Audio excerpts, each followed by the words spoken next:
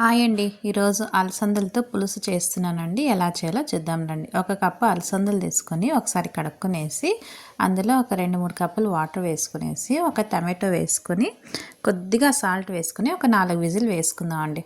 ఆ టమాటో తీసుకునేసి ఇప్పుడు ఒక పాన్ పెట్టుకునేసి అందులో కొద్దిగా జీలకర్ర ఆవాలు వేసుకుని అది వేడెక్కిన తర్వాత సన్నగా కట్ చేసి పెట్టుకున్న ఆనియన్ కరివేపాకు వేసుకొని ఇలా ఫ్రై చేసుకుందాం అండి. ఈ ఆనియన్ కరివేపాకు వేగేలోగా మనం మిక్సీ పట్టుకుందాం అండి.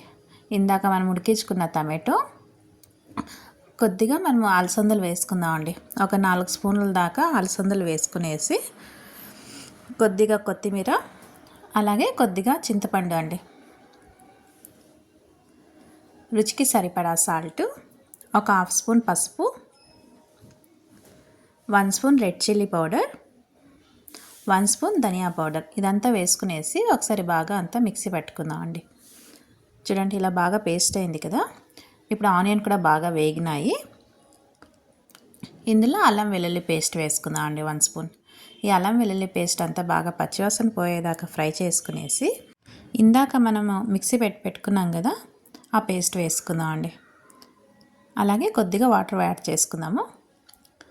ఇదంతా వేసుకునేసి ఒకసారి అంతా బాగా కలుపుకుని ఒక 2 నిమిషాలు ఉడికించుకుందాం అండి.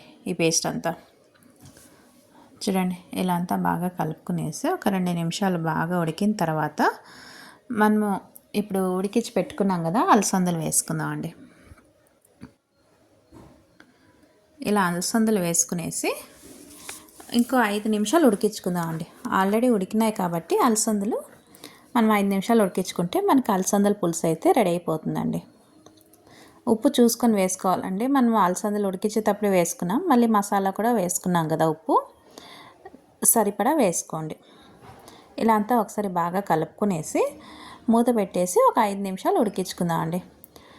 ఈ అలసందల పులుసు ముద్దకైతే చాలా బాగుంటుందండి కాంబినేషన్.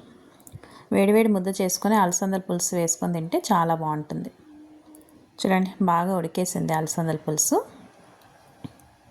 ఇక్కడ స్టవ్ ఆపేద్దామండి. ఇప్పుడు ఒక సర్వింగ్ బౌల్లో తీసుకుందాం. చూడండి ఈజీ అండ్ టేస్టీ అయిన అలసందల పులుసు అయితే రెడీ అయిందండి. మీకు ఈ వీడియో లైక్ అయితే లైక్ చేయండి, షేర్ చేయండి, కామెంట్స్ చేయండి, సబ్స్క్రిప్షన్ చేసుకోండి. Thank you.